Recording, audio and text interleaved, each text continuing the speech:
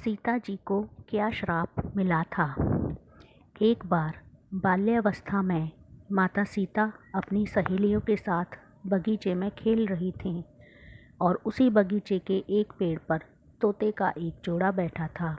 दोनों आपस में माता सीता और भगवान राम की बात कर रहे थे, जिसे सुन माता सीता का ध्यान उस तरफ आकर्षित हुआ। कन्या सीता उनकी बातों को ध्यान से सुनने लगी। मादा तोता यह बोल रही थी कि इस संसार में राम नाम का एक बड़ा प्रतापी राजा होगा और राम की शादी बहुत ही खूबसूरत पत्नी सीता से होगी। यह बात सुन सीता की उत्सुकता काफ़ी बढ़ गई, इसलिए कन्या सीता ने उन तोतों को पकड़वा लिया और सीता उनसे अपने तथा राम के बारे में पूछने लगी। उन्होंने तोते से पूछा कि तुम्हें ये सब कहाँ से पता चला। तब तोते ने कहा, उन्होंने यह बात महर्षि वाल्मीकि के मुख से उनके आश्रम में शिष्यों को पढ़ाते वक्त सुना।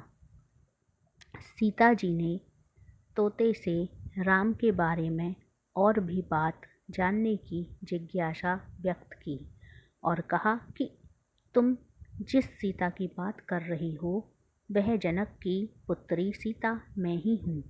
मैं चाहती हूँ कि तुम आज से मेरे साथ रहो, मेरी सहेली बनकर, और मेरे और राम के बारे में मुझे बताती रहो।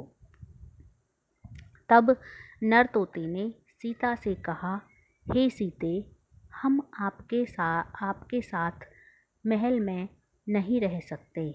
हम पक्षी हैं, हमें उन्मुक्त गगन में रहना पसंद है। इसके बावजूद सीता ने जिद करते हुए तोते से कहा कि जब तक मेरा विवाह राम से नहीं हो जाता तुम्हें मेरे साथ रहना होगा। सीता की इस जिद पर तोते ने सीता से काफ़ी याचना की, फिर भी सीता नहीं मानी। नर तोते को आज़ाद करते हुए कहा कि तुम खुशी खुशी जा सकते हो, लेकिन मादा तोता मेरे साथ रहेगी।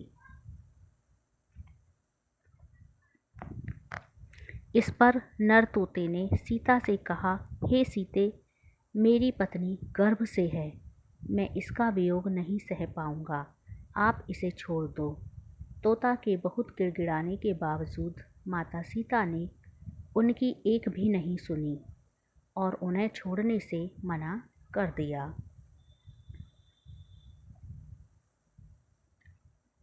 इस पर मादा तोता को बहुत गुस्सा आया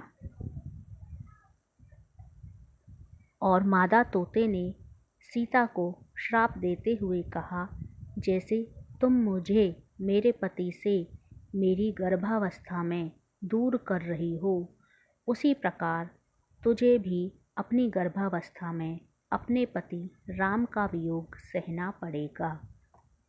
इतना कहते ही मादा तोते ने तुरंत अपने प्राण त्याग दिए। इसके कुछ समय बाद पत्नी के वियोग में व्यथित नर तोते ने भी प्राण त्याग दिए और इसी गर्भवती तोते की श्राप की वजह से माता सीता को गर्भावस्था में राम का वियोग सहना पड़ा।